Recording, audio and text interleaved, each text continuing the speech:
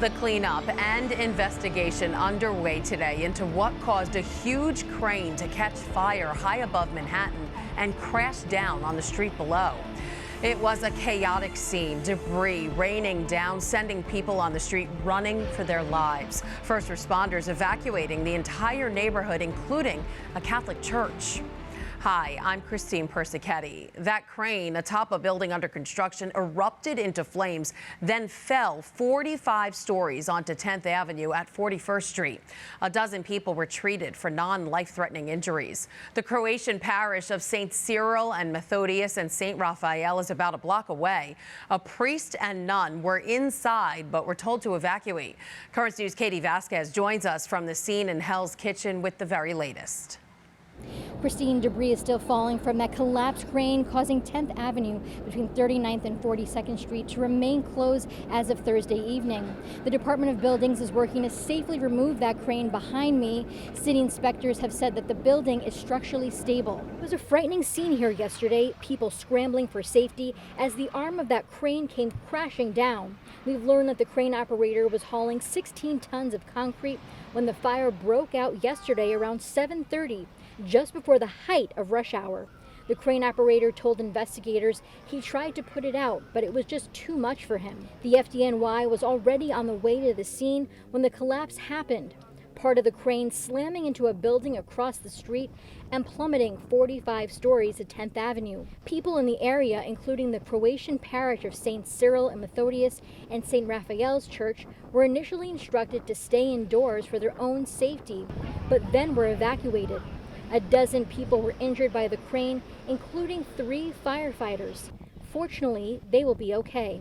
A preliminary investigation suggests that the crane fire was caused by a hydraulic fluid leak, but the probe is ongoing. In Hell's Kitchen, Katie Vasquez, Currents News. Brooklyn is also being cleaned up after a storm on Tuesday caused damage in Bensonhurst, including to part of one church. A tree fell on the rectory of St. Dominic. Thankfully, no one was hurt. Even though the rectory is open, parishioners are being advised to be careful when approaching. The National Weather Service confirmed it was a microburst in Brooklyn, which is an intense downdraft within a thunderstorm. The FDNY moved more than a dozen fallen trees along Bay Ridge Avenue. A former Catholic high school might be Mayor Eric Adams' latest attempt at quelling the migrant crisis in New York City. The building that once housed St. Agnes School in College Point is reportedly going to become a temporary migrant shelter, housing 300 immigrant men for 3 months. The all-girls Catholic high school closed its doors at the end of the 2021 school year due to financial difficulties. There are plans for St. Agnes to be converted into a new public high school. That school is supposed to open in 2026, and city officials say the shelter will not delay that. Turning now to a series brought to you only by Currents News. We're talking to the priests who have traveled from all over the globe to preach in the Diocese of Brooklyn for the summer. Father Gerald Umoren walks a fine line between Brooklynite and Nigerian. He considers both his home and has been visiting St. Athanasius Church every summer for nearly 20 years. Currents News' Jessica Easthope joins us now to tell us more about it. Hi, Jess. Hi, Christine. Father Gerald is more than just a familiar face. He's a constant in the lives of the people who worship at St. Athanasius and someone who parishioners and priests alike rely on for guidance. Hi, Frank. Hi, Father Thank Gerald. you. How are Welcome you? back. Father Edwin Ortiz couldn't believe what he was seeing. The first time he witnessed Father Gerald Umoren walk the streets of Bensonhurst, visiting parishioners at their homes. Blessings remain with him in the name of the Father. And Father Edwin, the parochial vicar at St. Athanasius Church, said it will forever stand out as an example of what it means to be a shepherd. Father Gerald really has integrated himself into the community, and it's beautiful to see that the relationships, not only that he's formed, but that he's maintained. This year, Father Gerald, who's a visiting summer priest from Nigeria, is walking the streets for the 19th time. I found a home. Whether you call it first home or second home, I found a home here. When Father Gerald first came, the church was struggling. The sex scandal in the church was like at its peak. But when I came, I found out that the faith was still very strong. Father Gerald is a teacher by trade, but when he comes to Brooklyn, he is the student. He's practicing his language skills, saying Mass in both Spanish and Italian. His language skills have made him some great friends over the years, like Anita De Mattia.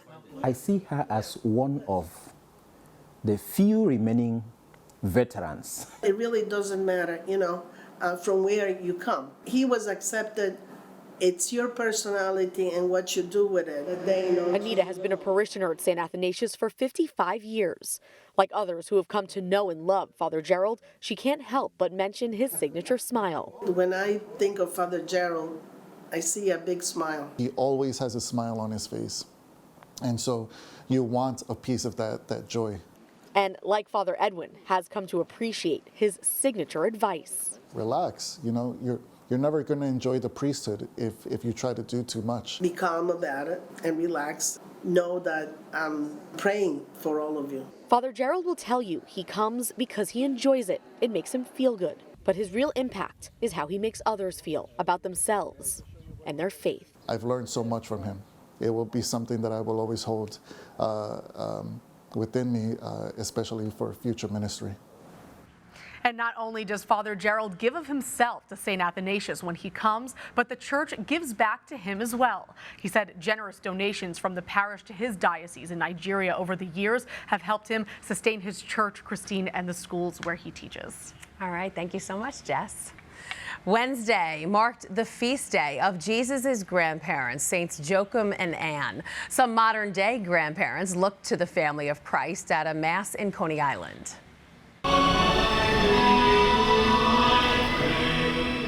Catholic Charities Brooklyn and Queens CEO Monsignor Alfred Lipinto celebrated the liturgy at the Saints Joachim and Anne Nursing and Rehabilitation Center. Monsignor Lipinto says the feast is a special occasion for the seniors because this facility was made to take care of grandparents in need. This facility is very much dedicated. The vast majority of the residents here are grandparents. And so the idea in founding this facility was, again, to create a space of care for the grandparents. This is the first year residents and their families got to celebrate with the feast with a mass since the pandemic started. And that is this Currents News Update. I'm Christine Persichetti. Thank you for joining us because we are putting your faith in the news. Hope to see you again next time.